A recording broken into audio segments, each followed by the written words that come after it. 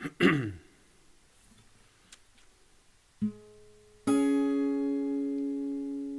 evening, everybody. Thank you for joining me. This is going to be interesting, I hope. This is a little bit different to normal. First of all, I don't normally do Sunday nights, but as you've probably seen, this is going. I want this to be as normal a live stream as possible, but there is an overriding aim today, and I do not want to get political in any way. That's not my intention here, but I would like to try and raise some money if I can towards what's happening to the people in Ukraine. I was thinking about it the other night. I was thinking, is there anything I can do? What can I do? And I thought, I could do this. That actually might generate something. So I'll explain how it's going to work, but I want it to be a fairly normal live stream. You know, you asking me questions, bringing up topics, us talking about them. But every now and again, I'll keep plugging away that what I am trying to do, even if people can just spare £1 or £2 or something, is try and raise a bit of money for people who really, really need it at the moment. But like I say, I have no intention of getting political at all, because that can only ever end badly. And who needs to hear me talk about my opinions on these things? Nobody does. So yeah, that's the plan. Now, I let me explain. I did look at trying to get it so that you could donate through YouTube, and there is a way, but I found it really complicated. And the normal way that you can send money through YouTube, it would kind of just come to me, and you'd be relying on your trust in me to pass that on, which of course I would have done. But there was that trust element, and also YouTube would take like 30% of the money, and I thought, that's no good. So you will see on the screen, if I point in the right direction, I've set up a Just Giving page, which hopefully a lot of you have used before. I don't think you need to be registered as a member or anything. Anybody can just go if they want to. You don't have to, of course. And can donate money to that cause, and it goes directly to that cause. Just Giving pass the money on every week that's been collected, so it doesn't sit around for months waiting. So that's my plan tonight. Every so often I am going to drop, you'll see that there is the website address down at the bottom of the screen, but I'll also every now and again just drop it into the chat like this. And I saw that you can use it in, you can go via Just Giving in lots of major countries, I've seen. So it's not something just for the UK. If you are in the UK, don't forget to add gift aid, because then the government tops it up by something like 25% of whatever you add. So that's worth doing. There is an option, if you say that you're donating from your personal money, there's a box you can tick for gift aid. But like I say, there's no, if you're here, you've got in here for free. That's absolutely fine. Nobody has to do anything, but there's an option there if you want to do. So I set this up yesterday, and I put links out saying I was going to do this live stream. I started it off. I put 20 quid in to start off with, and there's already a bit come through. There's 115 quid already, which I'm delighted about. Thank you very much to my dad, who I noticed put 40 quid in there about half an hour ago. I don't know if you're watching, Dad, but if you are, this is also why I haven't phoned you tonight like I normally do on a Sunday night, because I'm busy doing this. So let me just I'll occasionally refresh this as well, just in case any more has come through. We're still on 115 at the moment, but that's cool. This video will stay up live. It'll stay up for you to be able to watch it on catch up as well. So you'll still be able to do it after the event. But anyway, like I say, I want it to be as normal a live stream as possible. So if there's anything you want to talk about, any questions you want to ask, send them through, and we'll do that like we normally do. You may well be pleased to know, or not, I am not doing a World Cup tonight. My last few live streams all seem to have had World Cups involved, but no World Cup tonight. But you might have noticed I might just do some little... I might do some little bits on this tonight. I've been practicing, so I might just get the old guitar out later. But we'll put that down for now. Otherwise, I'll just keep annoying people by randomly strumming on it. So anyway, what's happening? Anybody? Has anybody got anything that they want to chat about? Thank you to those people who have already sent money through. That is very much appreciated, by the way. Did I mention that a couple of minutes ago? I can't remember. Anyway, Yakking with Friends, the Beatles Let It Be box set. Is there a question there? Is there something you want to talk about? Well, I'll tell you what, actually, let's just... How long have we had this now? I can't even remember when it came out now. Was it about October? So that's what, like 4 or 5 months we've had this now. How's everybody getting on with this? What's your favourite thing in here? Let's find out what's people's favourite thing about the Let It Be box set. Is it the Glyn Johns mix that we finally got? Is it any of the particular outtakes? Is it the remix itself? Any of the books? Let us know. How are we getting on in here? Am I missing anything? The Beatles Let It Be. But what's my favourite peace protest song of John's, says Ricardo Roth. You know, I've never been a massive fan of Give Peace a Chance as a song. I think it could have had a couple of minutes shaved off it. So probably not that. But what else could there be? I mean, I like some of the... blimey.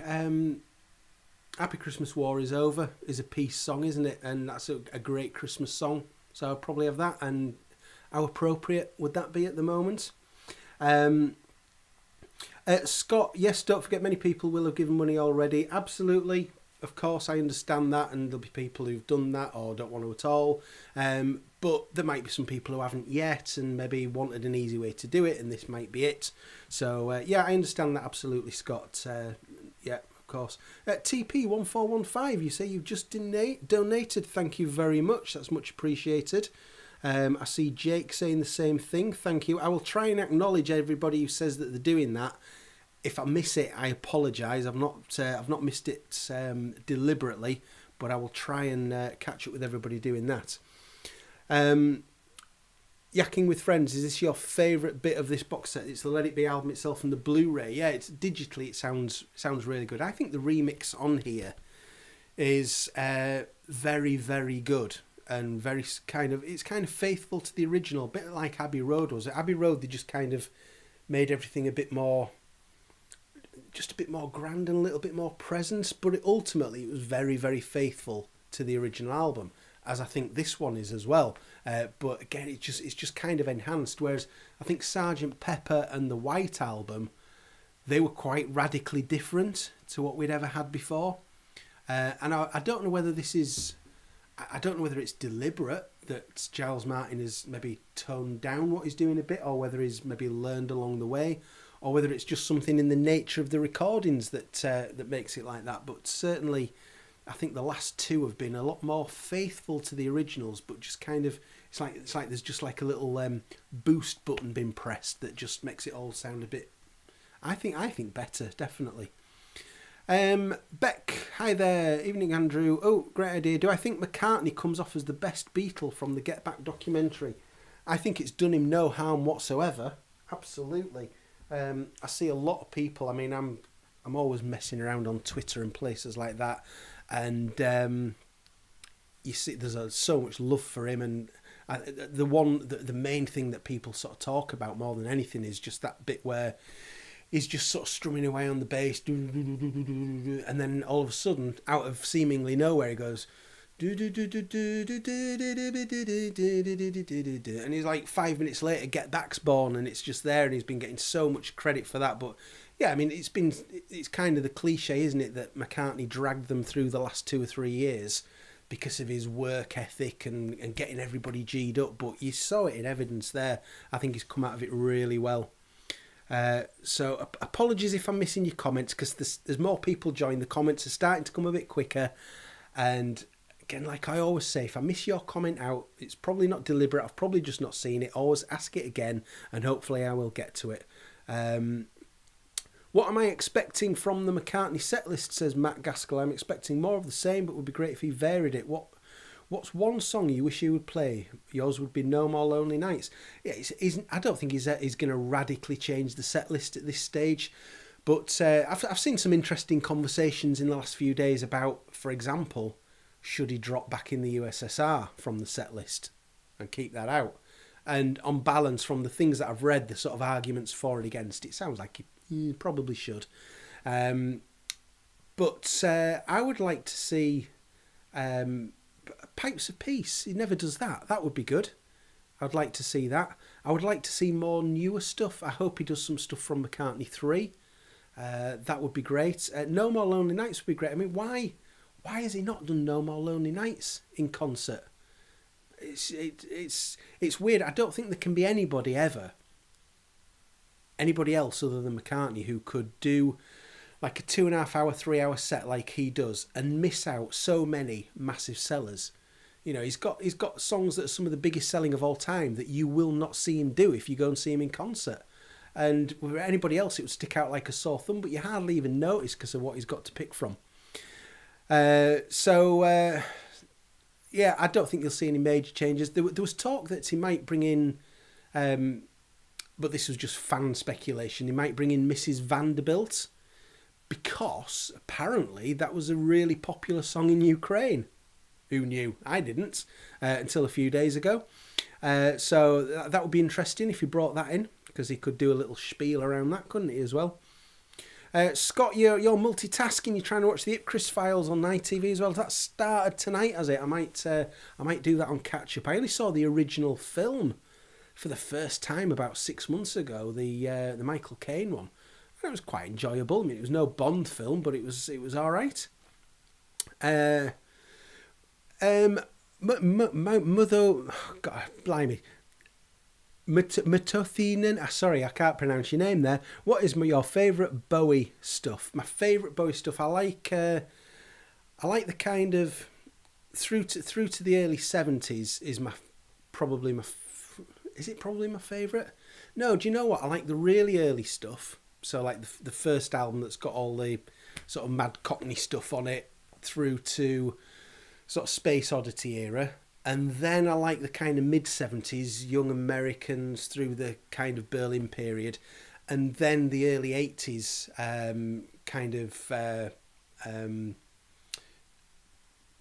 around sort of 81, 82, like Ashes to Ashes and all that kind of stuff. So I've got a few bits and pieces there that I do really like. When is John Lennon's box set? You're of the opinion it will be Double Fantasies as Yakking with Friends.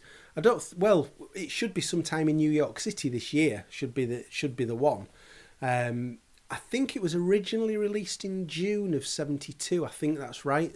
So I'm hoping that they'll tie that in to be around June this year.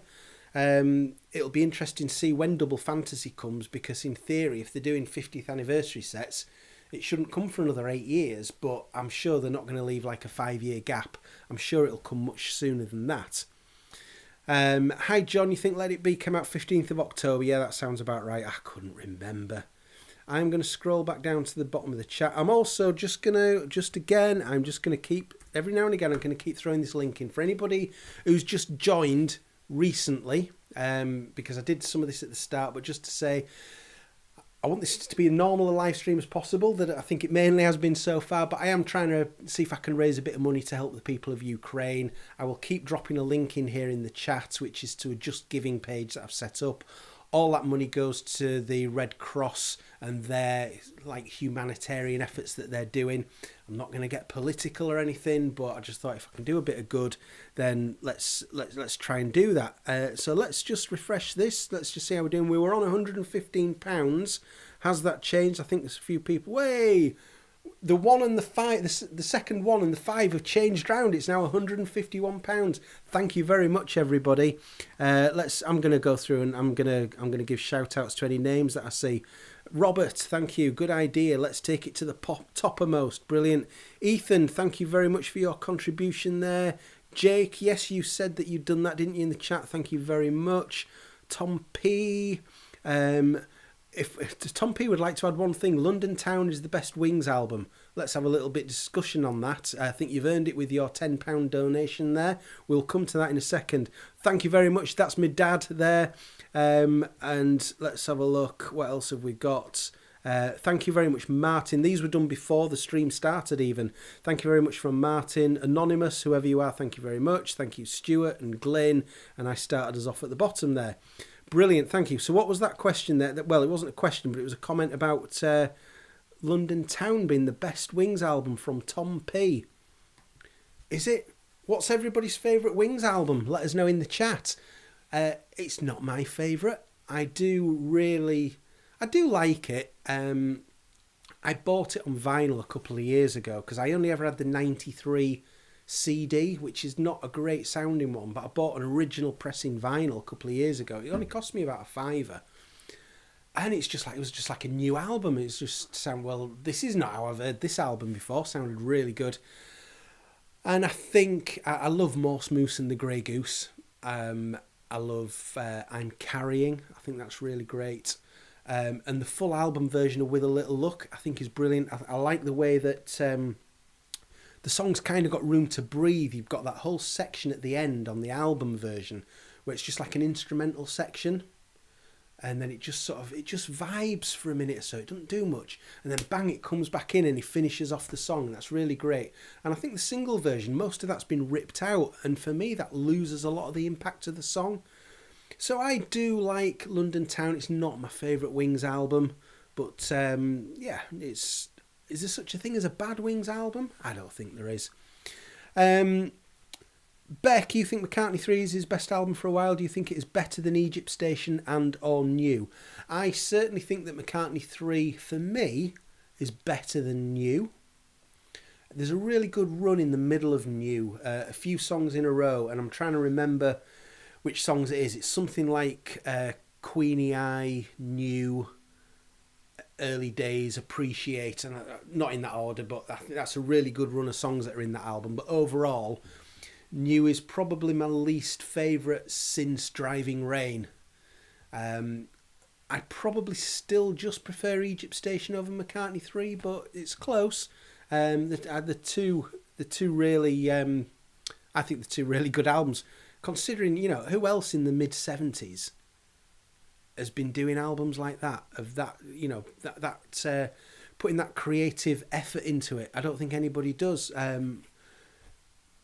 There's certain people who I could name who just haven't got it anymore.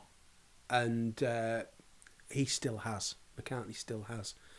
Thank you, Michael. Much appreciated. Michael, it's a great point. Some people will have already donated to this. I completely understand that. Absolutely understand, of course. No problem at all. Scott, why did Paul write the song Girlfriend when he was happily married to Linda at the time?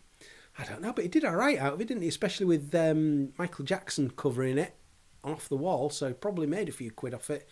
I mean, I wonder sometimes, does Paul write songs thinking... Well, we know he does sometimes write songs thinking this would be good if such and such a person covered it, like Frank... he wanted Suicide to be covered by Frank Sinatra or whatever, but is it one that he had in mind that might be a song that could be used by other people? I don't know. Don't Let It Bring You Down is an unreal song. I thought it sounded really good on Pure McCartney. It is on Pure McCartney, isn't it? I've not just imagined that sounded really good on there. I don't think so. There's quite a few kind of folky songs on London Town, isn't there? And I'm quite a big fan of folk music, like some really heavy duty folk music. But I don't really need it from a Paul McCartney album. So it's a bit folky for me. If I want to listen to folk, I've got much more kind of hardcore folk that I can listen to if I want to. RoboTube, surely it must be Wings' greatest hits. What's your favourite Wings album? Wings' greatest hits. Well, it is a great album. The title track and With a Little Look are definitely top 5 on the album, although Deliver Your Children is still my favourite. Yeah, again, it's kind of got a bit of a folky vibe. It's kind of folky sea shanty-ish. There's several of the songs on that album, aren't they? And I guess you can kind of understand that with the vibe of them being out at sea making a lot of the album, so it kind of makes sense. Beck, you love all the Wings albums, but you think Band on the Run is the best, but your personal favourite is Venus and Mars. I always say there's a big difference potentially between best and favourite. They can be two completely different things. For many, many years, I absolutely adored Venus and Mars. I very rarely seem to play it these days. But yeah, it's a great album. Lewis, can I just give a shout out for Lewis, actually? It was you, wasn't it, Lewis, who suggested that I do this via Just Giving, I think. I'm pretty sure it was. So thank you for that suggestion, because I was all ready yesterday. People on Twitter might have seen I was about to scrap this idea when I found out that the way that I was planning on setting it up, that YouTube would have taken 30% of the money. I thought, no, not doing it, scrap the whole thing. And I think it was Lewis who came up with the idea of do something like I am doing, of Just Giving. But anyway, what was your question? What's the rarest piece of vinyl that you own? Yours is probably the Best of Dark Horse. Yeah, that would be a great album to have on vinyl. Or a bootlegged Dylan and the Heartbreakers album from his 86 Australia tour. What is the rarest piece of vinyl that I own? I'm not sure. I'm just...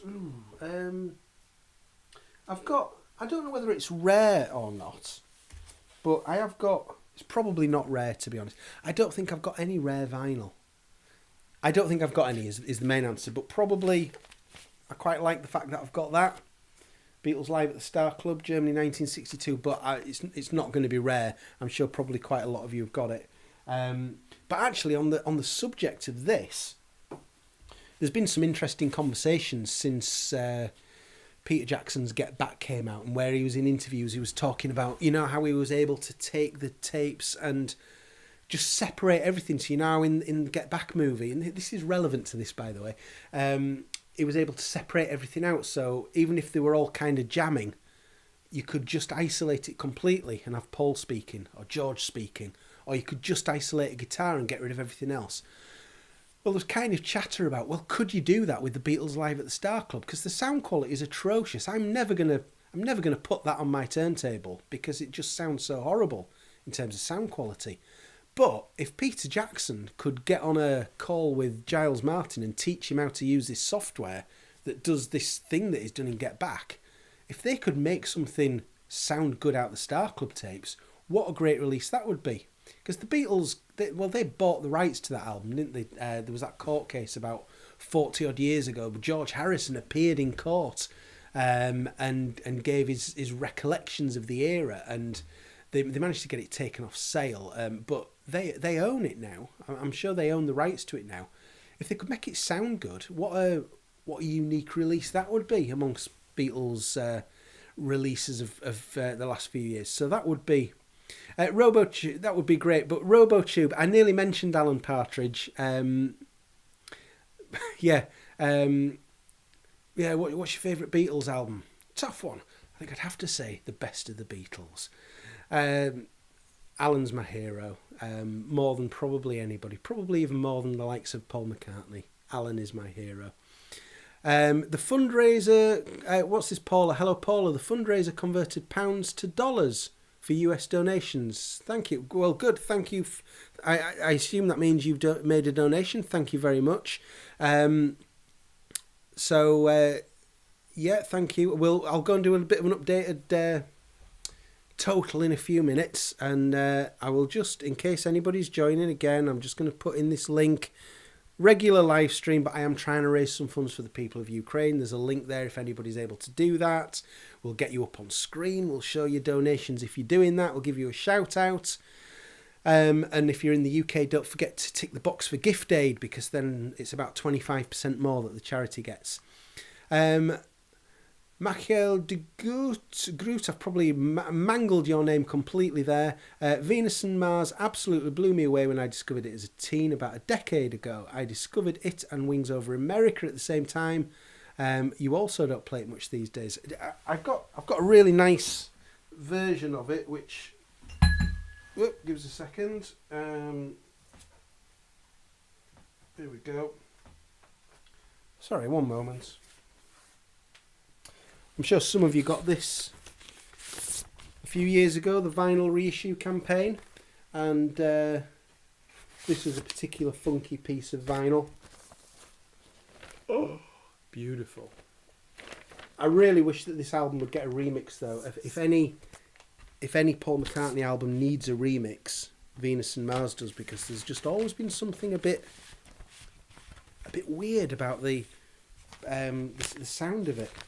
I don't think there's ever been a perfect version of it, so I would love a remix of that eventually. I'm going to have some filing to do later on. Let's put that down there. I've just reminded myself, looking down there, one thing I'm going to do during this is I've just picked out a few pieces of vinyl and CDs that I've bought lately. So I'm going to go through those during this live stream.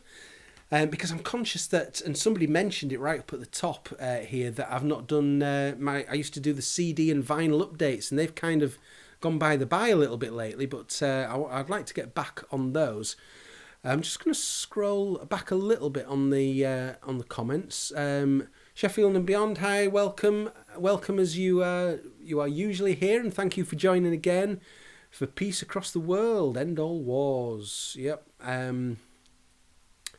Interesting that Alan Williams offered the Beatles the Star Club tapes back in the early 70s and they turned him down. I think in the early 70s they could never have known what a kind of ongoing industry the Beatles were going to become. They probably just thought, that's done, that's finished. We'll leave that behind now. We might just get the odd little royalty check now again. Surely they never foresaw that it was going to become this whole massive industry. Which reminds me, actually, I was listening to something on the radio a couple of months back, and there was this guy being interviewed, and he's like one of the big players worldwide in the music industry in terms of helping legacy bands, as they call them, and legacy artists with their reissues. He sort of advises them on how to reissue things, how often, what to include, and such like. And they asked him about the Beatles, and he said, forget the Beatles. The Beatles are a thing on their own. He said the normal rules that apply to the industry in terms of how often you should do releases and what you should release and when. He said the Beatles are just giants on another level still to everybody else. The normal rules of the industry do not apply to them. He was saying, I don't think he was specifically involved in Beatles releases, but he saw them as a completely separate thing to everything else that was going on in the industry, which was quite interesting to hear. I see there's some chat going on between people about how to donate and pay. I'll thank you if you're helping anybody out with that. Thank you very much. I will let you continue. I'll let you crack on with those conversations. The Wings 71 to 73 box set that I have is going for ridiculous prices online. Not really sure if it's rare or how many copies exist. The 2012 Ram Mono vinyl is your favourite item you own. Yeah, there was one appeared. I've got a saved search on eBay for when it comes up, just because I like to keep an eye on what's happening just out of interest. And one came up a few days ago and it was like, buy it now, £1,200. And to be honest, a lot have sold at that price. And I think it is just because, it didn't sell out immediately. I think there's a bit of a misconception that this thing appeared and then all of a sudden was unavailable. It was available to buy for, all right, not for ages, but for quite a few days. Anybody could go along after it was well publicised. Anybody could go along at their leisure and buy it. And then kind of all of a sudden, bang, gone.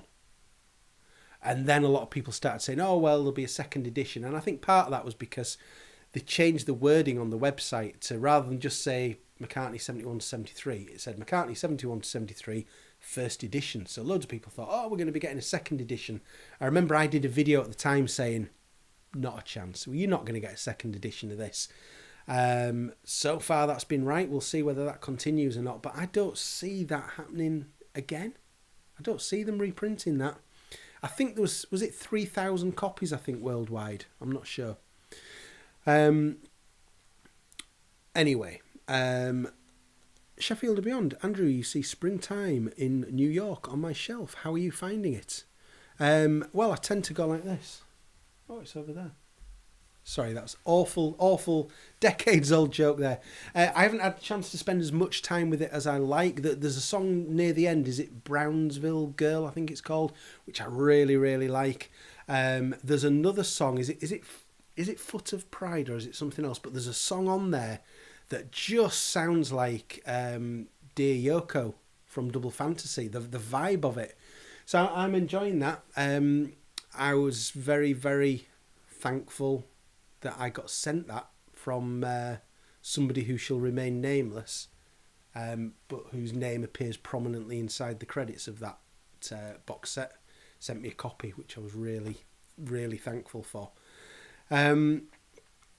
So anyway, I would like to have a look at what's happening with the donations, whether there's anything happened on this, because we were on £151. I want to give some shout outs if that's gone up at all to anybody who has done. Whoa, £219. You are awesome. Thank you everybody so far for that.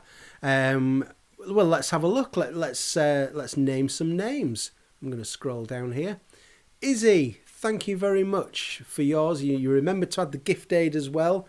Thank you very much. Scott, presumably in America, thank you very much. That is very generous of you. Sheffield and beyond, thank you very much for your donation. That is much appreciated. Paula, thanks for coordinating this, Andrew. Well, thank you for joining and contributing, Paula, with your donation. That's splendid. Anonymous, thank you, Anonymous, whoever you are. As I said before, it says there, I have a good heart. Well, I don't know about that, but I just thought the other day, what could I do? And I thought, I could do this. And so far, I'm really happy that I have, because that's proved to be, it's proven to do some good. And then we get down as far as Robert was at the top of the list last time, so we've mentioned everybody from down there. But thank you very much. Well, I'll keep returning to this every few minutes, refreshing it and giving a shout out to anybody who's contributed. So brilliant. That's great so far. Thank you. Anyway, I'm going to go down towards the bottom of the chat, because I don't want to be, not that I don't want to be, but I would like to be sort of discussing things that have just been mentioned. But like I say, if I've missed yours out, send it through again. So what have we got? Izzy, what a fascinating comment to know that the Beatles are still regarded as extraordinary even now. Yeah, it was a really interesting thing. I'm trying to remember where I heard it. And I can't remember what the programme was now. It was something on BBC Radio. I think it was to do with, if anybody heard it, there was a programme on just before Christmas, and it was to do with, I think it was like 25 years of the Beatles anthology. Maybe. No, sorry. It was somebody who grew up with the Beatles anthology, who got to know the Beatles through the anthology, and they did a radio show about them looking back on that time in the 90s and what it meant to them. And I think this guy was a guest on that show. What have we got here? Sheffield and beyond. Andrew, would you do a ranking of the bootleg series ever? It's on my list. It is on my list. It will happen. I've got things on my list that have been on my list for 2 years and I've still never done them, because people keep releasing things and it gets in the way and it sort of slows everything down. But yes, I do intend to do a ranking of, Bob Dylan's bootleg series at some time, definitely. Woodland Goblin, Paul McCartney will never perform back in the USSR live ever again. It's possible, isn't it? You can certainly see the potential for that to be true. What's my favourite song from Wings Over America? Paula and Andrew. Well, I'll let Paula answer as well. So, what my favourite song on Wings Over America? I like the fact that Soily is on there near the end, and I find Soily a fascinating song for the fact that he kept going back to it. It's on. Is it on Wings Over Europe as well? But it kind of grew over the years, but he still never put it on an album. And I think it looks great on the concert film as well, because that's the point where all those lasers, the green lasers, are sort of going up and down like that, and it looks really cool. So I like Soily on there. But I think some of the stuff of the era sounds great. So things like Call Me Back Again sounds really good. You Gave Me the Answer. I think is it a really fast version of You Gave Me the Answers? He's sort of sped it up a bit. I like that. Maybe I'm Amazed, obviously, is a great live version of that. And the opening where it's Jet, Venus and Mars. Is it Venus and Mars rock show Jet?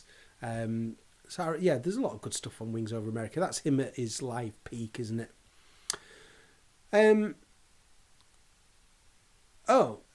So I've just seen someone's got a very pressing issue here. Again, Matuthi, I have no idea how to pronounce your name. You really need an answer, as this is a very pressing issue. Andrew, what is your favourite polyfacial hair? Well, it's a vital question. I think probably it's got to be kind of his 1970, 71, when he was recording Ram, or maybe just before Ram, round about the court case against the Beatles era, which would have been what, like the back end of 1970, early 71. He had a nice beard there. That was good. So there you go. I hope I've solved that pressing issue for you there.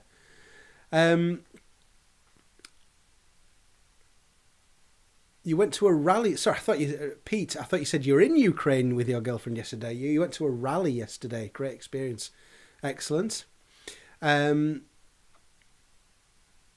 No, Sheffield and Beyond. Yeah, it's obviously not directly related, but maybe, I don't know. I don't know. I want to get into it, but maybe you might just think, let's leave that alone. I don't know. The 1969 Paul McCartney facial hair. So that would be during January then, wouldn't it? Yeah, looked pretty good. Well, even George said, didn't he, during the Get Back, he said, I like your beard. Even George liked it, and I bet George didn't give Paul many compliments during 1969. Medicine Jar, Richard Corey. I mean, Richard Corey's a weird one. Why are Wings in the mid-70s suddenly sort of plucking out... was it originally a Simon and Garfunkel song? I know they did it sort of 10, 12 years before. But I don't know, did Paul Simon write Richard Corey? I'm not sure, but why was that a thing that they did? I'm not sure. Paul's pepper moustache is a classic. He had some dodgy moustaches in the 70s, that's for certain. He really did.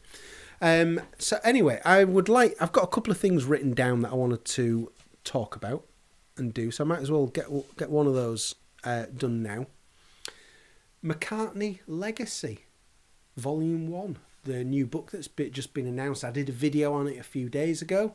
It's kind of been known about, and I think quite a few people have known about it, that it was coming and that it was happening for a few years now, but it finally got announced, and this sounds like it's going to be, the equivalent of a Mark Lewison book, but on Paul McCartney. Has anybody ordered this book? Has anybody got any thoughts on it? But it's going to be covering like the back end of the Beatles, 69 through to 1973, and I understand it will include the Band on the Run era, in just detail that's never been covered before in any Paul McCartney book. So I think it could be really, really interesting. It's not out till November. But could be very, very, very, very interesting. And there was a bit of confusion a few days ago, I don't know if anybody noticed, about the paperback and the hardback, where actually the paperback is a bit more expensive than the hardback, and a few people were not quite sure why that is. It's because the paperback version is in large print. They probably think there's a lot of Paul McCartney fans now who have not got the eyesight that they used to have, so they've done the paperback in large print, and consequently, although it's exactly the same content, I think it takes up about another 200 and odd pages. But it's like the paperback version is like going to be about 800 pages, just covering those 4 years. And then apparently they're contracted to do a second volume, which they're working on at the moment, that will take them up to 1980. And they've said, depending on the success of the book, if they do well enough, then they are happy to continue beyond 1980. So I hope the books do very well. Izzy, your local bookshop won't let you place a pre-order yet, right? Okay, because it's not out till November, so hopefully maybe when it's a bit nearer, hopefully they will do that for you. RoboTube, you notice that the release date for Get Back DVD is now December on Amazon. This is something else that I think has been causing quite a bit of confusion. So Amazon finally said it's been delayed. We all know it's been delayed. We've known for weeks, and then Amazon finally officially delayed it. And they put December 31st, 2022. That has got to be just like a placeholder date on the basis that they don't know any better. It's like where I work, there's a lot of things planned in without a date where they just automatically default to Christmas Day. It's not Christmas Day, but that's a default date that they use when they don't know any better. And I'm sure that that's all it is. The Beatles store, the online store, says May 27th. Whether that's going to be accurate or not, we will see. Hi Chris, you're still trying to get through the lyrics books. Same here. I still haven't finished the first of the 2 books yet that are in there. There's just so much to do, so little time. I've just put a link again for the Just Giving if anybody does want to donate to this appeal to help the people of Ukraine, which you've done fantastically so far on this. We were on, I think, £219 the last time I looked. I will give a shout out to anybody who does do a donation on there. I think, Izzy, surely if you leave your details with them, give me a ring when you're taking pre-orders. Hopefully they'll do that for you. Yes, I do work. You thought I was a man of leisure? No, I've got to work to fund my habit. I will retire as soon as I can. As soon as I'm able to retire, I will do. Loving the lyrics books, Paula. I am, every time I pick it up and read a bit, I am loving it. Then I kind of get distracted and I forget to go back to it for ages. Jake, you binged it in a week, almost 900 pages. Wow. Oh, but you were off work for a week. It was a birthday present. Brilliant. Yeah, I need to binge it. I binged the Mark Lewis and Tune In, the big extended version. I'd owned that for nearly 6 years.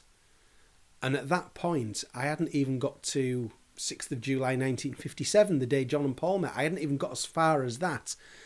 And then it was when the first lockdown came along. Sorry, my throat's drying out. First lockdown came along and I just thought, well, I've got a lot of time on my hands here. And I binged it and it took me about 3 months to get through it because that was an absolute monster.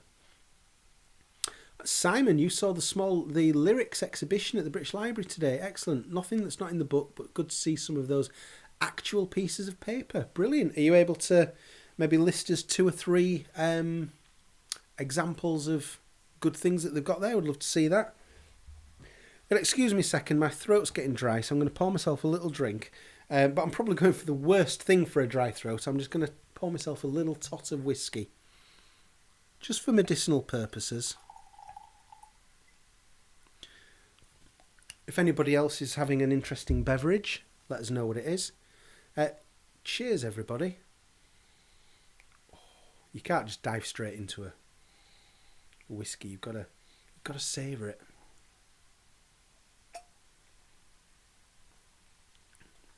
Oh, that's good. I need to put this somewhere now where it's not going to get knocked over. It's going there out of the way. If I could see any dead artist live, who it would be? I don't think I'd like to see any dead artists. I would like to see people who are alive. Sorry, I know what you mean. If I could see, who would it be? I've always said I would love to have seen kind of Live Aid era Queen. That would be right up near the top of my list. I guess I can include the Beatles in this list because obviously 2 of those are not with us anymore. But if you could go back and see the Beatles at any time in history, I think that's quite an interesting question in itself. Let us know in the comments, what era would you go back to if you could to see the Beatles? When would that be? Personally, I would love to go back to Litherland Town Hall, December of, I think, 1960. They'd kind of come back from Hamburg. They'd done that big apprenticeship in Hamburg. They'd got so much experience. I think they did it wasn't the first gig back, but it wasn't long after. And it was supposed to be like the Beatlemania was born that night at Litherland Town Hall, sort of on the outskirts of Liverpool. I would love to go back to something like that. That would be awesome. There's a few of you having a cup of tea. Excellent. I did have a cup of tea just before we came on air in my New York mug. But that's all gone, well, apart from the bit that's cold. I'm not drinking cold tea. 62 to 63, Faber says that's when you go back and see the Beatles. Yeah, cool. Rooftop gig, says Tyrone. Simon, right, the British Library, it had Here, There and Everywhere, Pipes of Peace, Mull of Kintyre, Sunday's Kiss of Venus, a few others plus photos to help illustrate. And they were piping those songs in. Brilliant. I mean, that's great.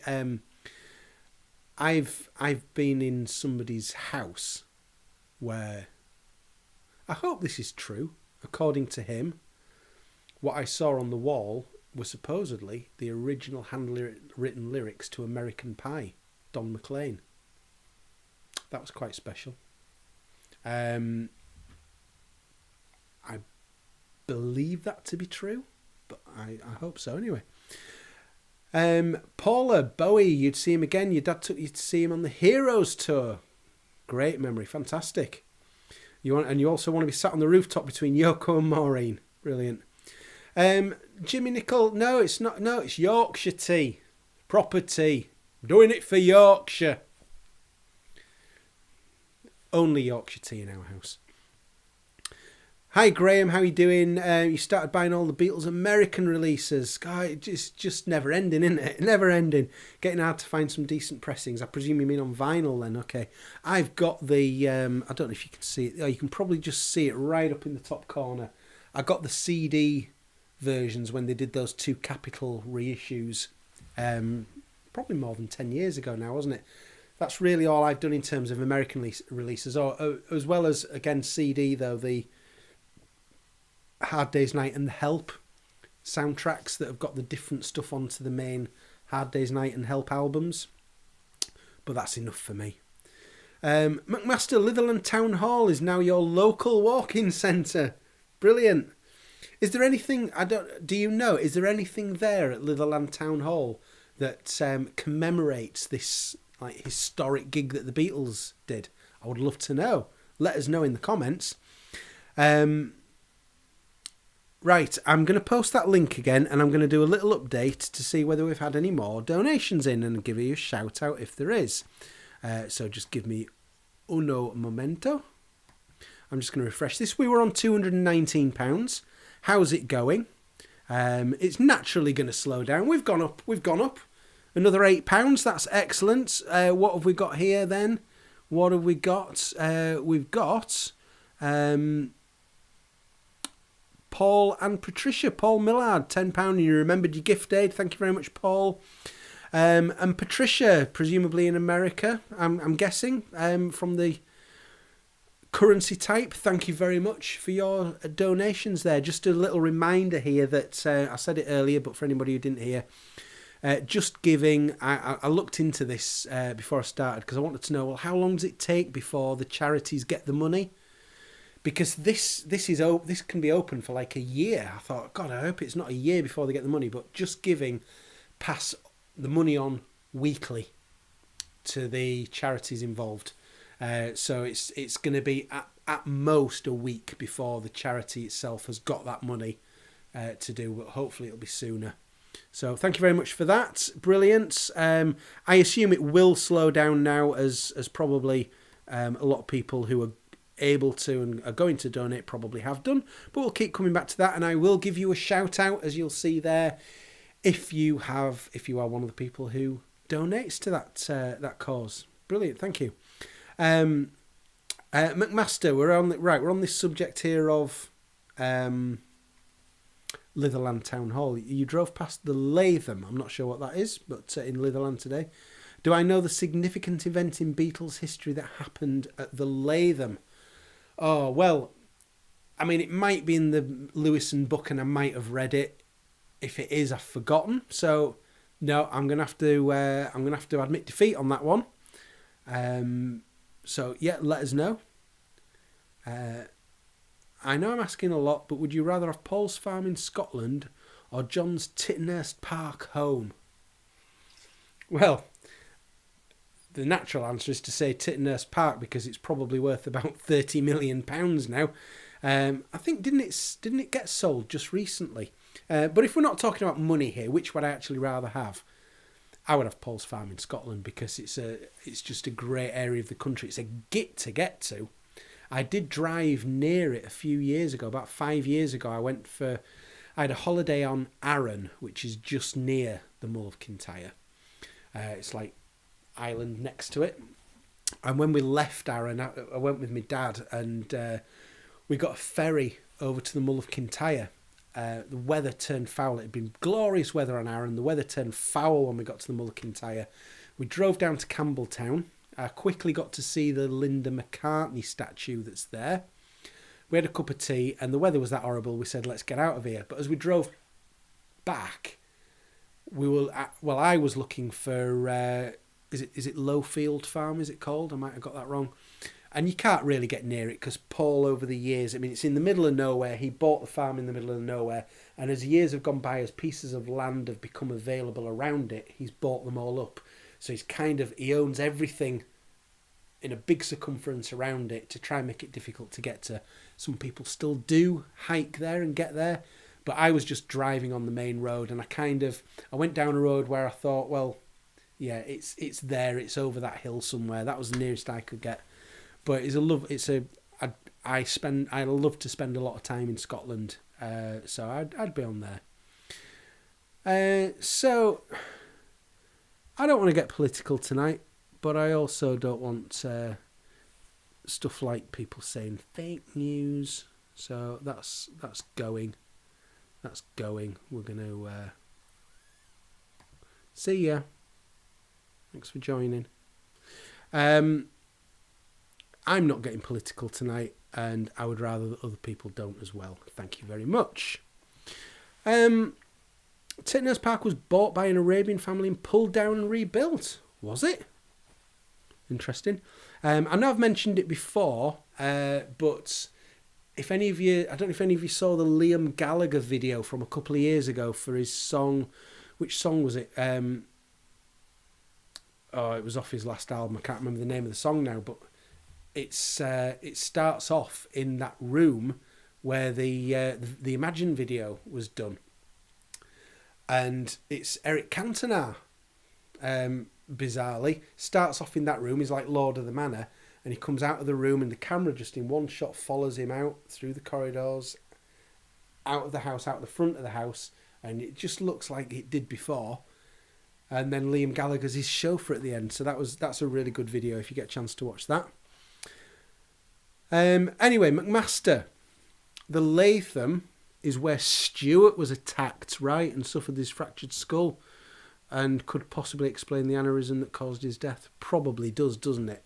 It's always seemed the most likely reason. I know there was those rumours that it was John that did it, but that only seemed to be rumour. I don't think there was any...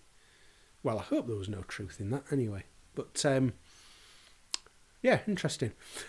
So, I would also like to ask your thoughts on Paul McCartney now officially headlining Glastonbury on the Saturday night, the second of the 3 nights at Glastonbury. My opinion hasn't changed from what it had 2 years ago when he was originally due to headline in 2020, and I did a video on it. I got a lot of stick for it, where I said, I'm worried about this. And not if you're there. If you're there, I think it will sound great. I would love to be there. I'm not going to be there, but if you're there, I bet it'll be brilliant. My worry is that the Glastonbury being the massive... Am I online, people? Because... Please can you tell me if I'm online, because I think my connection just went there. And I wonder if that shows the power of Paul McCartney. He didn't like what I was saying, so he shut me down. But I think I'm back on. I don't know what you heard and what you didn't hear as a result of that. But basically I was saying that when it comes through those TV speakers, it sounds very different, very sort of sanitized sound. And I think he'll get savaged online. It happened the other day when it was all announced. I saw nothing positive mentioned at all. It was pretty brutal. So I am concerned. I said this 2 years ago. I don't think it's going to help his legacy. Paul McCartney's legacy has taken such a massive increase in the last few months as a result of things like the lyrics book and especially Get Back. And I just fear that a lot of that good work could be undone when it comes through that TV screen. I hope I'm wrong, but I'll tell you now, probably not, because I've seen it happen before and it's only going to happen again. So, yeah, there you go. Cats of Sherman, you see my vinyl copy of the Blur album back there. Can you see what I've done there? Can you see what I've done, folks, with the 6 vinyl albums that I've got up there? I hope I hope somebody's made the connection with what I've done. But yes, Blur. I've only seen Blur live once, and was it on that tour? No, I saw them on the tour before, the Great Escape tour, and it wasn't one of my favourite gigs of all time, I've got to say. I would love to go back and see them again now if they do reform again. And I would love to have a great experience at a Blur gig, but it's not one that I regard as one of the great concerts that I ever went to. Blur, they're no Oasis, are they? No, but you know, it was perfectly possible to be a fan of both. Millions of us were, and still are. So yes, so. Let me know your thoughts on Glastonbury, as I think some of you are doing. Also, I am just going to put that link in again. If anybody is able to donate, if you think that this live stream has been worth a little donation, then that would be very, very gratefully received. I would be very grateful, but of course not nearly as grateful as the people who it's going to help. So if you're able to do that, that would be awesome. Thank you. I thought I was going to do an hour, which would be up in 4 minutes, but what the heck, I'm happy to carry on for a little bit longer, no problem at all. Sheffield and Beyond, Bob Dylan played Glastonbury in 94, but apparently he refused it to be filmed. Maybe McCartney could do the same. I seem to remember that when the Stones headlined Glastonbury a few years ago, they had a lot of stipulations about which bits they would allow to be filmed. Maybe it's ones where they knew, I don't know whether it was mixed voice tends to work particularly better on those songs, or I don't know whether that was the reasoning why they chose some songs and not the other. But maybe. Lewis, you wonder whether Glastonbury in this tour is the beginning of the end for Paul's touring career. I don't know. Will we ever know when Paul's planning on finishing? Or will it just be that at some point we realise and look back and think, actually, that was the end then? He didn't tour after that. Or will he actually do a big, this is it? I would really hope that if he does decide to publicly say, I'm ending, please finish in Liverpool. That would be great. I've seen Paul McCartney twice in Liverpool, and there's just something a bit special about seeing him there compared to when you see him in other places. It's just got that extra little buzz and that extra little vibe about it from him on the stage and from the audience. So if he does deliberately finish, I hope it's in Liverpool. Jimmy, a few more whiskies and we'll be on here till midnight. You reckon? Some of us have got work in the morning. I've got work at 8 o'clock in the morning. But I only have to come and sit in this room. I don't go to work anymore. I stay at home and work, which is good. Don't have to get in my car anymore. A lot of people are going to his last date in the US, thinking that could be the case, says Paula. Interesting. I think, is that, where is that? Is it, it's a couple of days before his birthday, isn't it? Is it June 16th? Is it somewhere around New York? It seems to be very coastal, doesn't it? The majority of his US tour. Is he going right in the centre of America at all? The artist has the pull to decide what is shown, but you suspect it may go out live. Yeah, we'll see. We'll know in June, won't we? Graham says, Andrew, any news about the rooftop concert, vinyl and DVD? Nothing. Not heard anything yet about that. Jimmy Nicol, you say he won't announce it. It will just happen one day. Well, maybe so.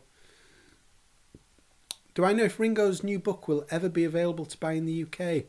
I don't know, to be honest. Wasn't it just one retailer in America? Is that all it's been available from so far? Did I get that right? I don't know. Hopefully it does well. If it sells out, then hopefully they'll expand it more. Maybe that particular retailer has got an exclusive on it for so long, like Disney have got with Get Back. I don't know.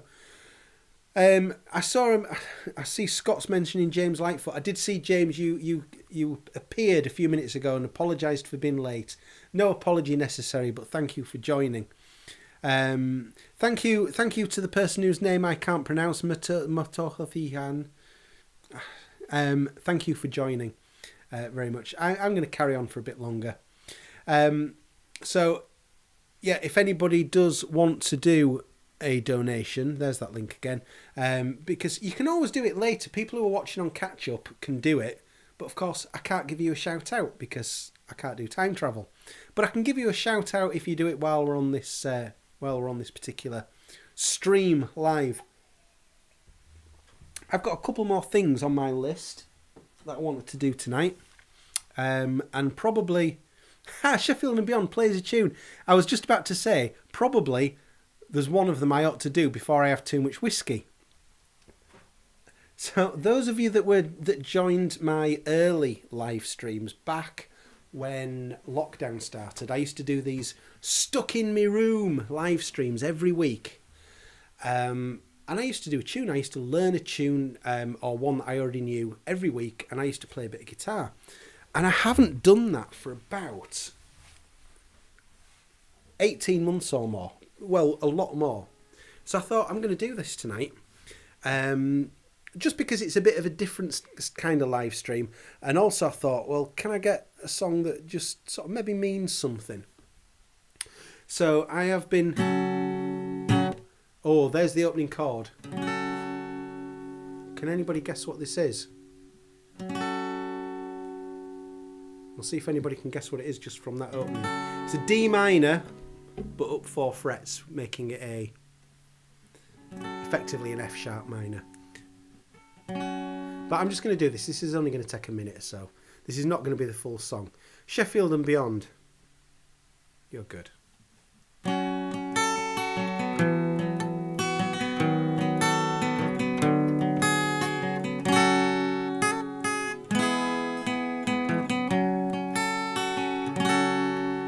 I look at you all, see the love there that's sleeping, while my guitar gently weeps.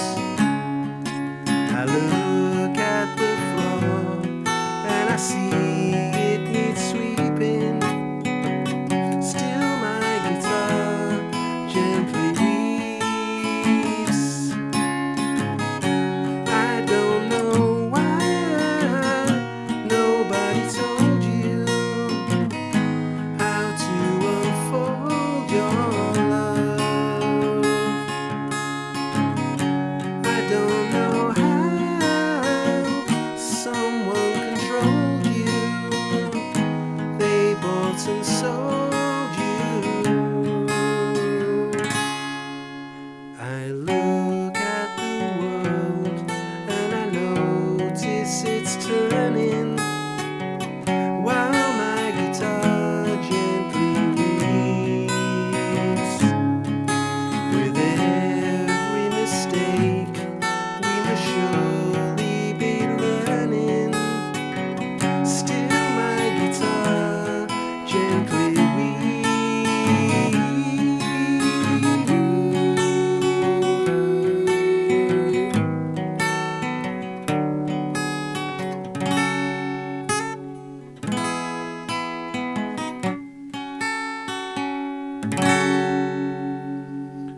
That's all I'm doing of that, folks.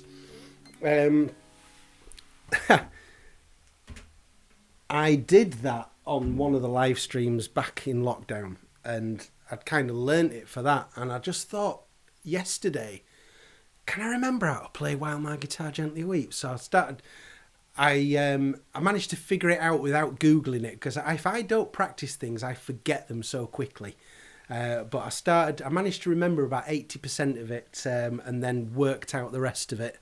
But that's a little anthology version of While My Guitar Gently Weeps. I saw somebody, the comment just disappeared, saying that that's your favourite version. Jake, best version in my opinion, as great as Clapton is on the acoustic.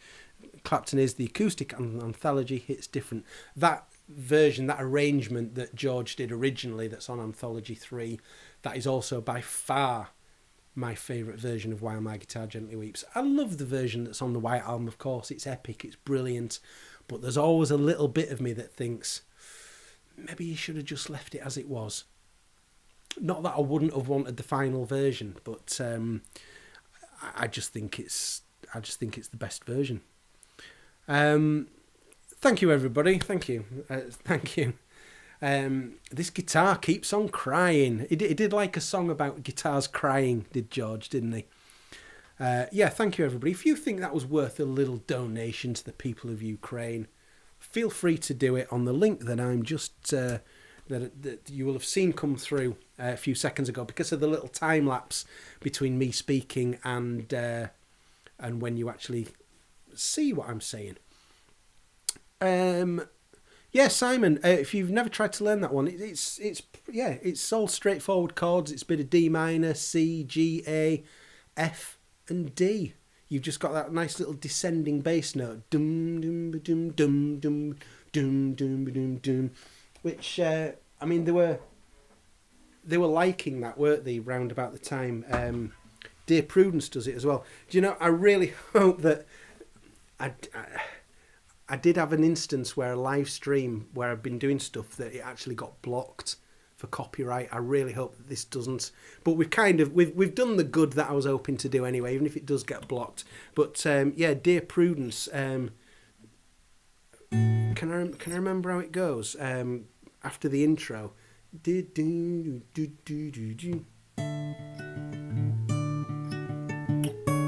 Oh, start that again, shall we?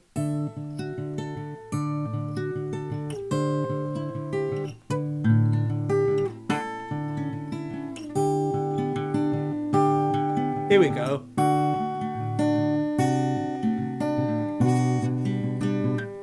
Ah, I can never quite stretch down to that one there. It's a bit much to stretch for my fingers, is that? But yeah, it's I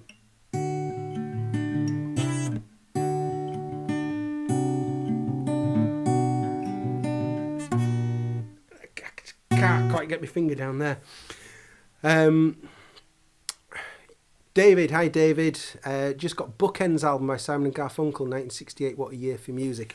That is an awesome album, is Bookends. I'm just going to pull my copy of Bookends out. It's right behind my chair, so I don't know how easy it'll be. Oh, here it is. Oh, found it really quickly. How good was that?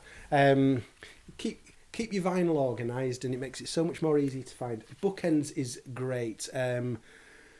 Save the Life of My Child, America, fantastic. Overs, I love Overs, is brilliant. I mean, just the daft thing like the cigarette being lit at the start of the song. Beautiful song. Punky's Dilemma's one that I always kind of forget about, and then every time I hear the album, I think, oh God, yeah, forgotten about it again, but what a great song. Mrs. Robinson, of course. Yeah, I mean, that is a great album. It's one of those. It's kind of like one of those era-defining albums, isn't it? I think. Paulie, you met the real Prudence at Beatle Fest in New York City. Prudence Farrow. She was still talking about medication. Brilliant. Thumb in the middle of the guitar neck to stretch to that note, Andrew. Yeah, I don't have very big hands. It's quite difficult to get my thumb over and do that. And well, it's kind of a combination of lack of talent and lack of big hands that stops me from reaching that. But Mamounia is a fun descending chord pattern along those lines. I've never tried to play Mamounia. Interesting.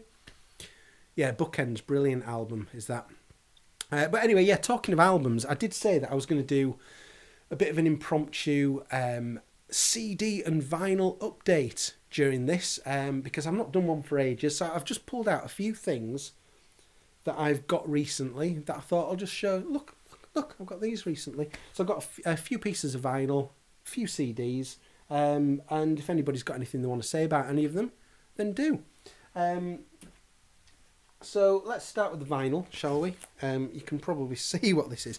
So actually there was a reissue of Pink Floyd's first album, Piper at the Gates of Dawn. I think it only came out on Friday, a couple of days ago, reissue of it on mono.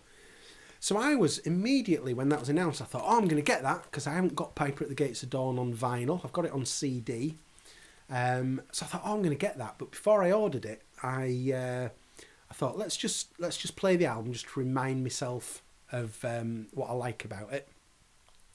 And I played the stereo version and I played the mono version because I've got a CD that's got both in.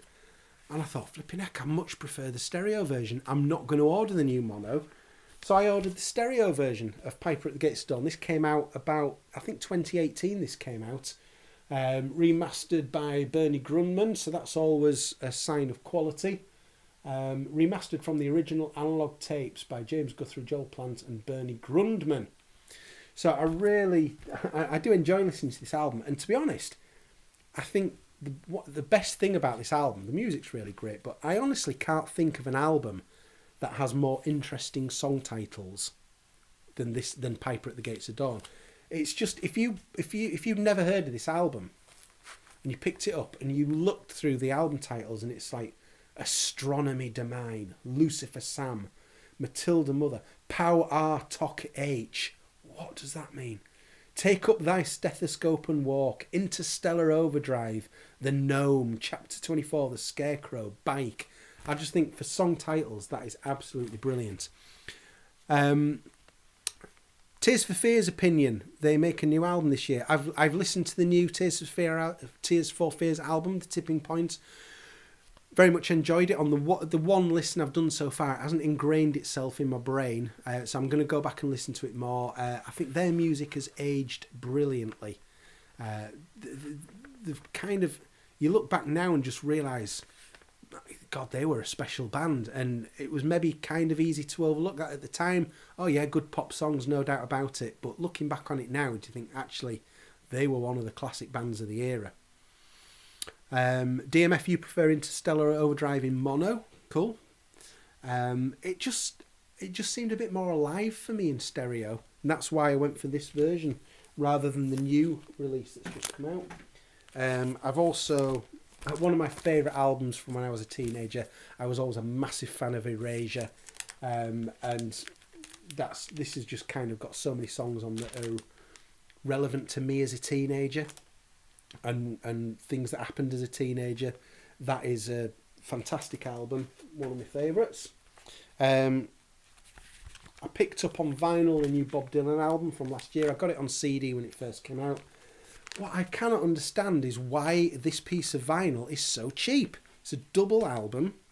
Well, I say double album. The album itself takes up 3 sides, A, B and C.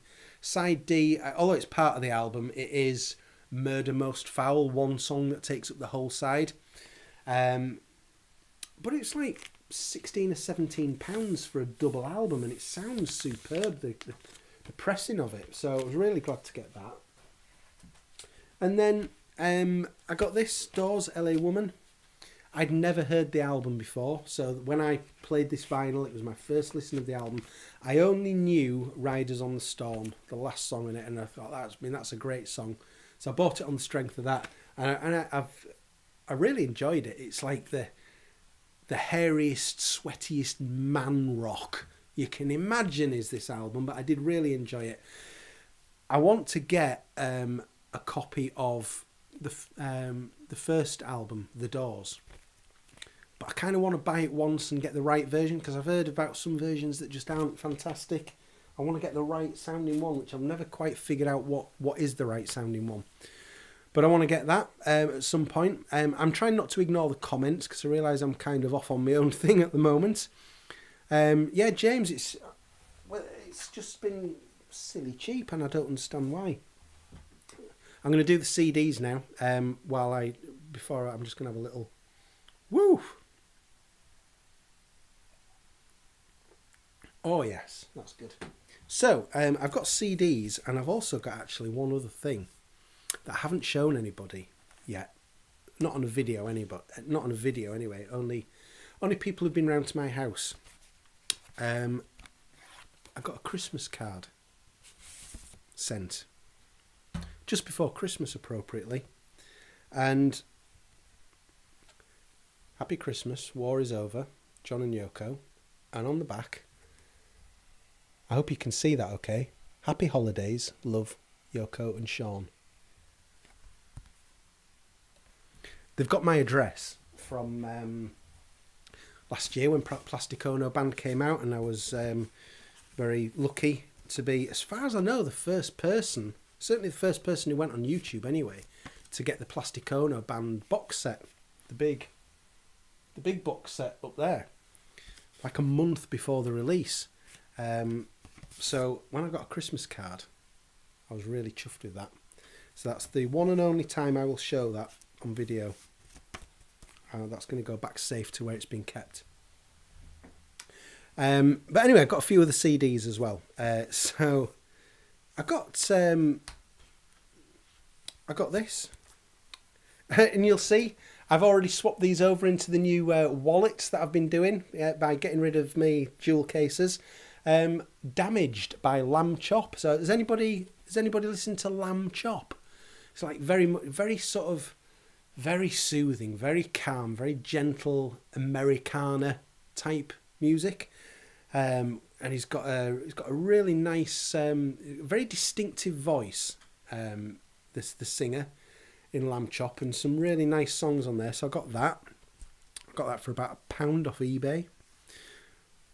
Double that price for a couple of pounds on eBay. I've been picking up some of the old Now albums, the ones that I remember that I had back in the 80s and 90s.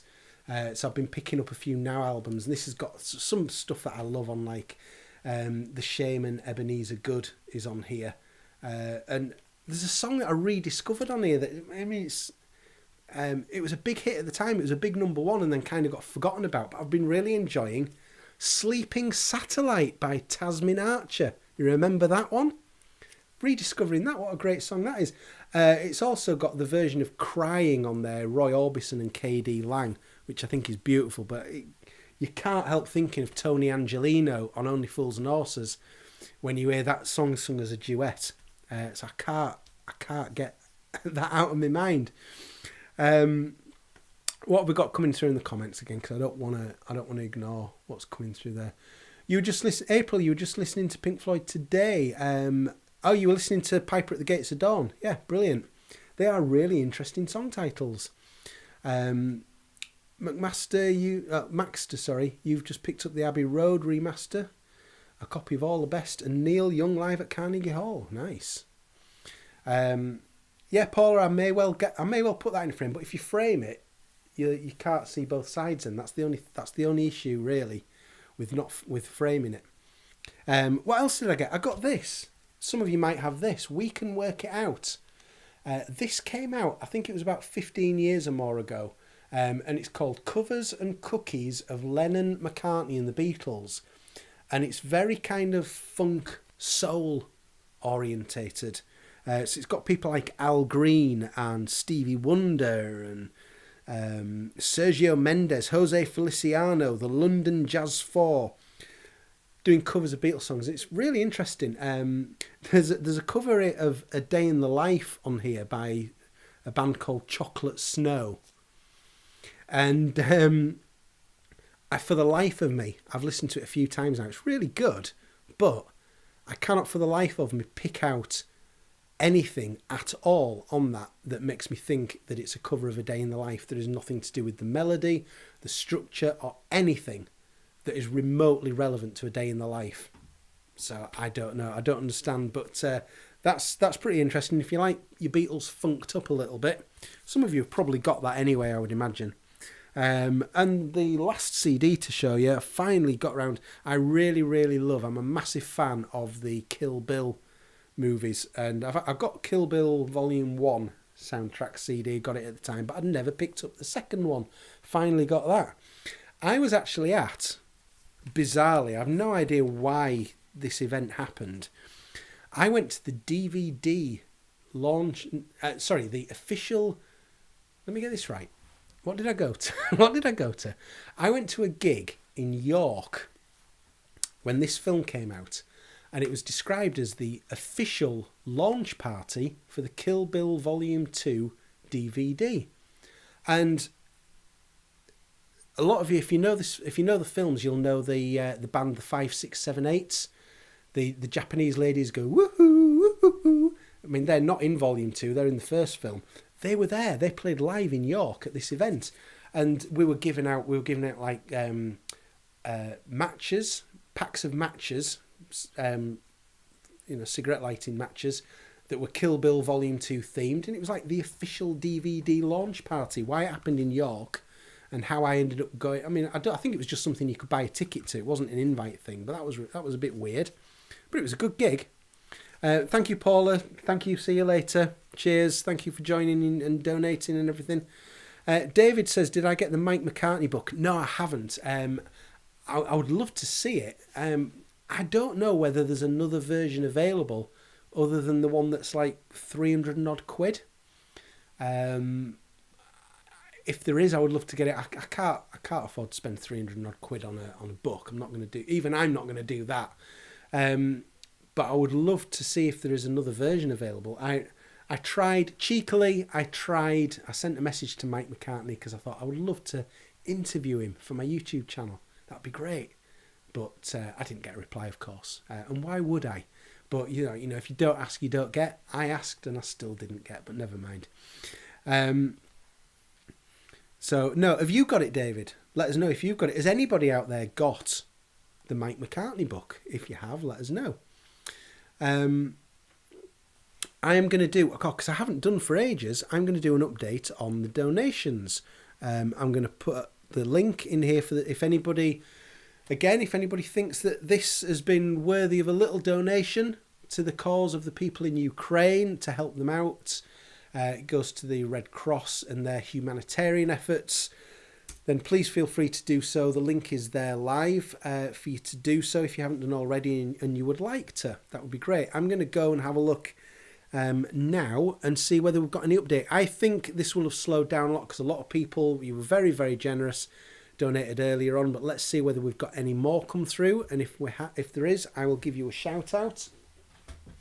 We were on 227. Oh my God, it really has gone up. It's gone up to 271. It's gone up by another 50 odd quid. Fantastic, thank you. So let's have a look and let's give you a shout out, those people who've done this. Anonymous, and it doesn't say the amount, but thank you whoever you are. Simon, thank you. Yes, you've been I've seen you plenty on the chat, haven't I? Thank you very much for your donation, Simon Reed. That's brilliant. Kathy Faber16, yes, you are also another regular visitor on my streams, aren't you? Thank you for your very generous donation. That's brilliant. Revolver Beatles fanzine, brilliant. Thank you very much. If you're there, Revolver Beatles fanzine, let us know. Let people know where they can find you. That would be good. You might not be able to post. I don't think you can post links into the chat. I think they get blocked. But if there's any way you can circumnavigate that and let people know, thank you very much for your donation. Patricia, thank you very much. I think you might have been top of the list last time. I think. I can't remember, but if so, in case I didn't, I will say thank you very much, Patricia, and also to Paul there. I remember definitely shouting out to Izzy, but thank you very much, Paul Millard, as well for your donation. That's brilliant. £271. I'm really, really blown away from that. I think somebody said earlier, and it was a message that kind of disappeared, and I didn't get around to answering it. Somebody said, "Did I have a target in mind?" I kind of had in my mind, it'd be nice to get to 100 quid. At least if it's got the word 100 in there, that's great. So brilliant. We're at nearly 3 times that. So thank you very much, everybody. That is very generous of all of you. David, you have got Mike McCartney's book. Right, okay. It's really worth it. There's many pictures you've not seen before. And it's very good. I'm sure it is absolutely excellent. I wonder if there will be another edition that comes along that isn't a 300 odd quid one, but I don't know. Because there's always the danger, isn't it, that the people who've spent 300 odd quid might think, oh, flipping heck, I could have waited a bit. So there's always that balancing act, isn't there, of whether you do or you don't. Simon, you like the song Goodnight Moon by Shivery on the Kill Bill Volume 2 soundtrack. Also Satisfied Mind by Johnny Cash. Yeah, that's a great song, Satisfied Mind. One of his kind of later songs, isn't it? One of my favourite things on that Volume 2 CD is one of the talkie bits, The Legend of Pai Mei. The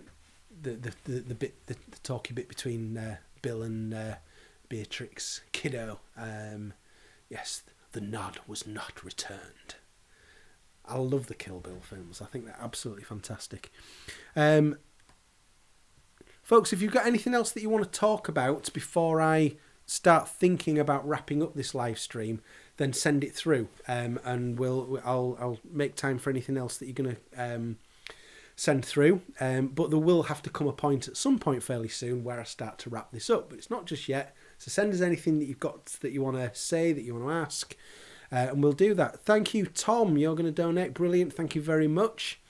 I'm just glad I've been able to at least do something useful with me Sunday night. You know, I could have very, very happily sat and watched snooker on TV all night tonight, which is what I would have been doing had I not been doing this. Which reminds me, I need to go and find out how that's going at some point. But I just thought, no, let's see if I can do something a bit more useful. James, Forever by the Beach Boys is a beautiful song.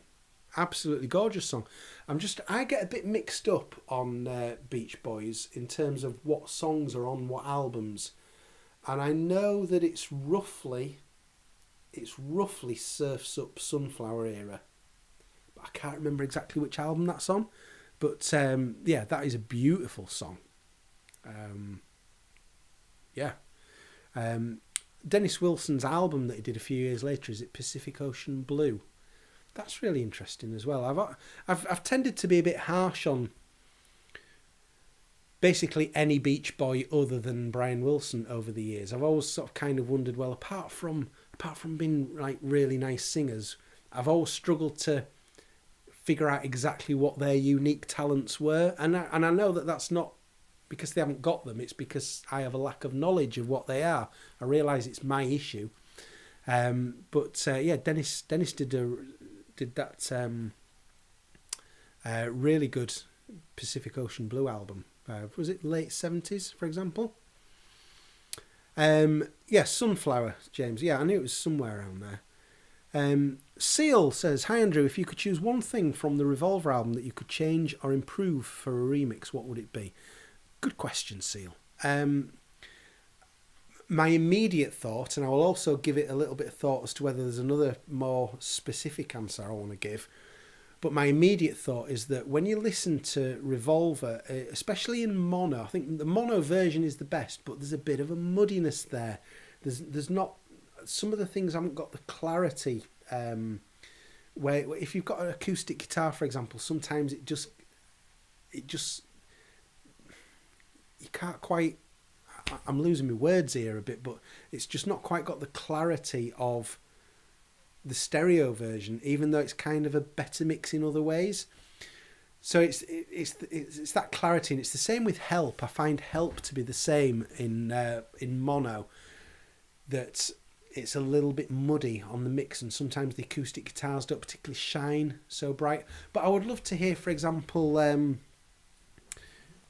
I would love to hear them start doing a bit more with isolated strings. I know they did it on Anthology 2 with Eleanor Rigby, but you could kind of go to more lengths with that, I think, with quite a few of the Beatles stuff. And Paul McCartney could probably go down that road as well and get some good mileage out of it.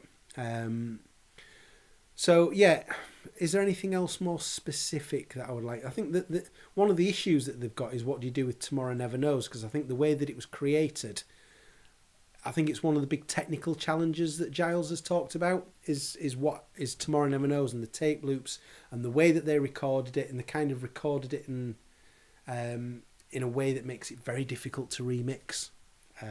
So that would be tricky. But I'd love to hear whether is there any more sound effects that were there in Yellow Submarine that we can't really properly hear, for example, that could be teased out. You know, and I'm not talking about adding new things. I'm talking about things that were always there, but maybe we couldn't quite hear, and maybe there's more of that. So that would be interesting as well. How do I feel about the Stones, says DMF. So I actually just bought my first Rolling Stones studio album a couple of months ago, and it was Let It Bleed. And I like Let It Bleed. I think that's a really good album. I love Monkey Man that's on there.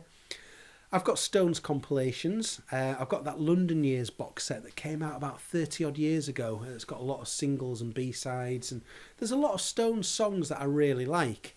But I've never completely fallen for them.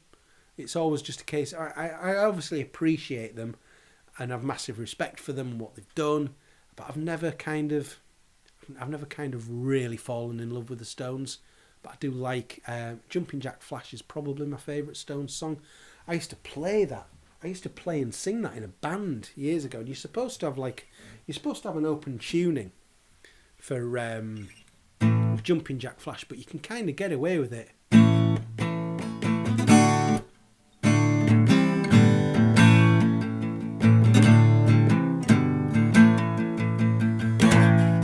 1, 2.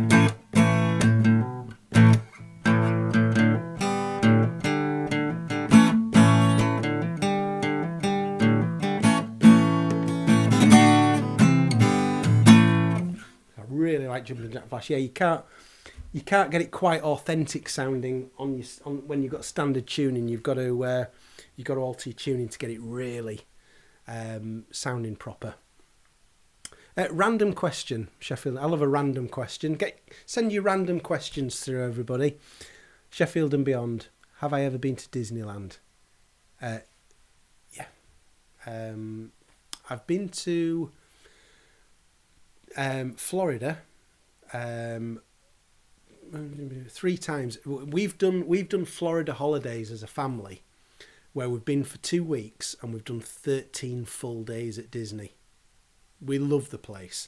When my missus had her 50th birthday, we spent the day. It was like pretty much we can go. Where do you want to spend your 50th birthday? She said Epcot. Right, okay, that's what we're going to do then. Yeah, we love Disney. I've been to Disneyland Paris twice. The first time, actually, we took my daughter for her 6th birthday.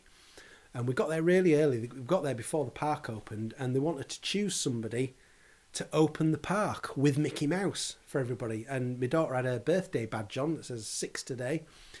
And they picked her, and they said, would you like to open the park with Mickey Mouse? And she said, no. And we said, oh, yes, you are. You're never going to get this chance again. Off you go. And she did it. So they let us in before the park opened. And her and Mickey Mouse opened the park to let everybody in. So that was pretty cool. So, yeah, we love Disney. So what else have we got? Brian Wilson DVD, the Long Promised Road. Yeah, I still I need to get around to watching that. I haven't seen it yet, but I do definitely want to see that soon. James says that, yeah, Satanic Majesty's Request by the Stones. This is one of the issues that I've always kind of had with the Stones, is that the number of things that they sort of did just after the Beatles did it. So things like Satanic Majesty's Request and didn't Let It Bleed come out after... Did Let It Bleed come out after Let It Be? I hope I've got that the right way around, otherwise I've just blown my own argument.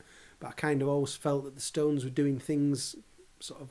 Well, the Beatles have already done that. Why are you doing it? And I'm probably wrong with a lot of that, but it's just kind of a perception that I've always had. So, get your last questions through, folks, and any random questions like Sheffield and Beyond has just asked. Yeah, hi Melissa, that's a pinch me moment. Yeah, like I said, she said no. We said, you're going to regret that. Go and do it. So it's good. Yeah, we've got great photographs of her and Mickey Mouse together opening the park for everybody. So that was pretty cool. We actually got evacuated because of a terrorist scare. We got evacuated from Paris Disneyland the second time we went. Yeah, bomb scare, which was pretty scary. They had got everybody out a couple of hours and then they let everybody back in again.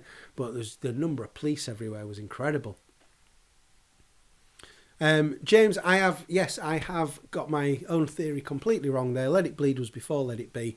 So you think Let It Bleed was recorded after Get Back but released before. So they would have known of the song title Let It Be, potentially. Maybe.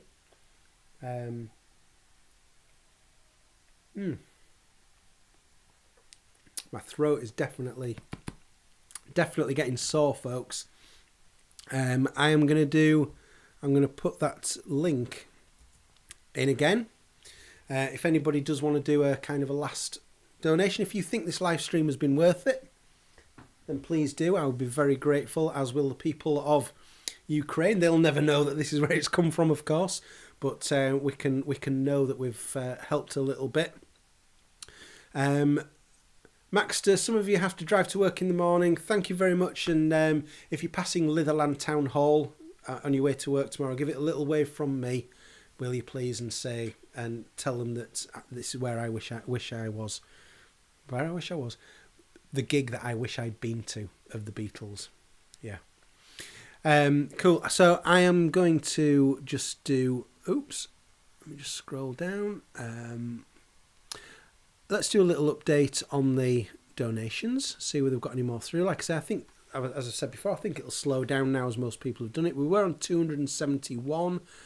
We've gone up another 25 quid to 296. Thank you very much, everybody.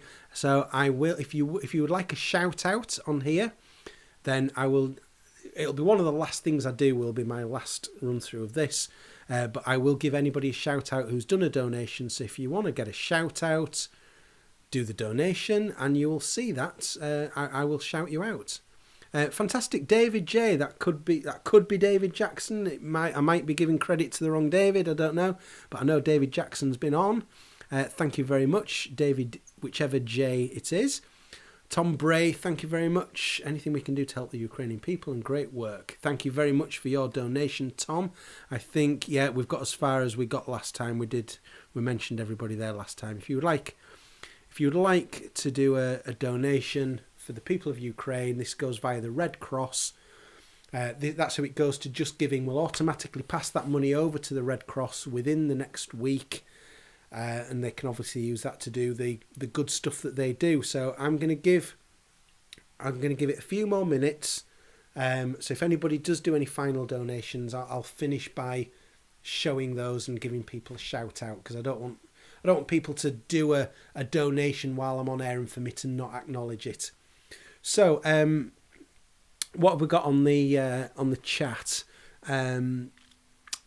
Yes, David Dealey Smith did bake the cake. Yes, I knew that. That's always a fun fact, isn't it? The new Terry Wogan of YouTube. I don't know about that, Sheffield and beyond, but what a legend he was. Thank you very much, Izzy. Tyrone, do I listen to anybody on YouTube, Andrew? Yeah, loads.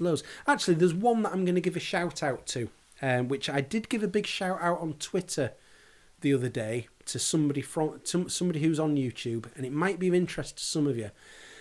It's the channel is called Call Me Caroline. Call Me Caroline.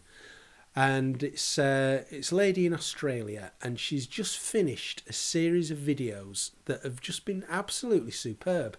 And you can tell as well that on the journey she's realised how successful she's been, and she's kind of upped the production levels as she's gone along. But she's a musician. She's a talented musician, and she's been listening to all the Beatles albums for the first time in order. So obviously started with Please Please Me. And so it's her reaction to listening to these albums for the first time. But because she's a musician, she can quite often break down some of the songs and tell us things that I'd never really thought about how some of the harmonies are constructed, and how maybe a melody works against the particular bass line that they've chosen or something. She'll go into some sort of technical details about some of the musical choices, which are really interesting. But just a few days ago, the final video landed, which was Abbey Road, and it was great, because when the last one that she did, Let It Be, which was a really good reaction, and everybody was saying to her, just please, when you do Abbey Road, bear in mind it's a medley, don't keep pausing it at the end of every song. So she'd taken that into account, and yeah, so I would recommend definitely Call Me Caroline, which I'm just looking now at the comments, and it seems that some of you have also been watching Call Me Caroline as well. So yeah, I think that's been really good. James, my opinion on Eagles, not a band that have ever really grabbed me at all. I mean, you can't switch Radio 2 on in the morning. Ken Bruce, Eagles, Hotel California. You cannot switch Radio 2 on in the morning without Ken Bruce playing Hotel California. He seems to have it on a permanent loop. But honestly, if you offered... Well, here's the deal here. If somebody offered me £1 million now to name an Eagles song other than Hotel California, I'm afraid I would have to go back to work tomorrow morning and not retire, because I couldn't name another song of theirs, to be honest. So, no, they've never grabbed me in the same way that Fleetwood Mac have never grabbed me, and I've really tried, but it just doesn't seem to do it for me. James N01, oh, you watched the Abbey Road video from Caroline based on my Twitter recommendation. Excellent, and now you're starting to work back through the others. Yeah, it's been really enjoyable. Thank you, April. Thank you for joining. Deep Purple again. Deep Purple. Smoke on the Water. Asked me to name another song of theirs, and I'm stumped already. So I know there's a lot of bands, massive bands out there that I've never really delved into, and I'm well aware of that. Same as a lot of what was I just saying?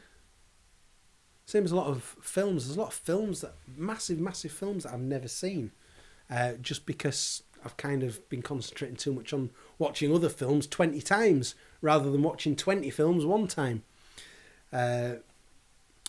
David, worth watching on YouTube, the Everly Brothers singing Paul's On the Wings of a Nightingale. Okay, fair enough. Did I see that? I might have seen... I think when... was it Don or Phil that died just recently? Was it Don? Again, I could have got that mixed up. I think at some point somebody recommended it and I went back and watched it. Yeah, cool. Bruce Springsteen. Yeah, I like a bit of Bruce. I've got a Bruce... You might be able to see it over there. I've got probably not actually. You probably can't see it, but I've got a Bruce box set there that's got all the albums up to and including Born in the USA in it. But I really like the first sort of 2 or 3 albums, sort of up to Born to Run, and kind of after that I'm not so bothered. But the 3, was that his 3rd album, I think? Up to that point, really interested in that. Really like that. Thank you, Melissa. You just donated. I am gonna, in a couple of minutes, I'm gonna go through any more donations that have been received since last time, and then I will probably end the stream at that point. But I want to make sure that anybody who has donated on the stream gets a shout out while I'm here. So yeah, cool. I've really enjoyed this. We've been on an hour and 3/4. I thought I was going to do an hour. But yet again, I've just prattled on longer than I expected. But it's been good fun. Well, for me anyway, I hope it has for you. I did say a little while ago, I hoped we'd maybe get £100. I kind of had that in my mind. If I can get the word 100 in there, I'd be happy. So the fact that we've exceeded that, and last count we were on, was it 296? I'm really happy with that, really happy. Springsteen's Ghost of Tom Joad album is great. I know the Ghost of Tom Joad song, which perversely I think isn't on that album. I think, is it on a different album? The version that I've got anyway, I think, is on a different album. It's an absolute epic song, is that. So let me just, no, my stream's okay. I thought my stream had gone for a second there. Right, folks, I am going to wrap it up in a moment by just doing a final tally, just to let you know, those of you that have been watching, what has happened. We have managed to raise... Oh my God, it's suddenly shot up. We were on 296 and it's gone up to 365 quid. That is fantastic. I am going to go through who's done this, and I'll just do a quick refresh for any stragglers, anybody who's just getting the donation in. If you're just sort of quickly trying to type it, I'll just refresh this in a moment and get you in. But you're going to have to be quick if you want a shout out. Gary, great stuff, Andrew. Thank you very much for your donation. Thank you. Melissa, brilliant. I assume that's Australian. Well, of course that is Australian dollars. I know where you are, don't I? Melissa, I think you must be the person who's commented the most on my videos over the last few months, but it's all very welcome. I want to help the people in Ukraine in some small way. Thank you very much. Alangelo Misetrioso, I apologise for mangling your name completely there probably. Thank you very much for your generous donation there. Peter Moole, keep up the great work. Thank you very much. Awesome. Brilliant. Thank you. April, thank you very much for your donation there. That's awesome. I'm just going to expand this. David and Tom, we had you last time. Okay, let's one last refresh of this just for anybody, because I told you you would have to get in quick to get... Oh, it's gone up by another £5, so there is another one that I'm going to get a shout out. James Nicholson, thank you very much. Oh, you'd already donated early in the week, but you wanted to do here. Well, that's very good of you, James. Thank you very much. Right, brilliant. If you're watching on catch-up, you can still press that donate button and do that. That would be fantastic if you want to do that. Just Giving will get all that money and they will pass it on to the Red Cross for their humanitarian efforts. Thank you, everybody, so much for watching. Let's just do one last quick refresh just in case there's anything late come through. Yes, of course it has. I think it has there. Has it? Whoops, I pressed the wrong button there. Hang on a second. Let me just go back. Back. Come on, back. Here we go.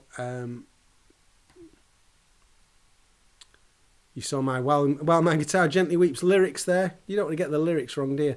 £370. Have I given everybody a shout out? I think I have. Yes. Right, folks. You've been awesome. Thank you very much for all the good that you've done on this. It's been awesome. Thank you very much. I will be back again very soon with probably a normal live stream, maybe another World Cup. Somebody suggested a World Cup of... Well, I'm not going to say what. I'll let you join in on the night and find out. I'll keep it a surprise. But it's Beatles related, I'll tell you that. And I've got other videos that I need to be cracking on with, so they'll all be coming. But I am going to end the stream now. I'm going to say thank you very much for all your donations. It's been absolutely superb. Thank you. Stay safe, everybody, and I will see you again very soon. Cheers. Bye-bye.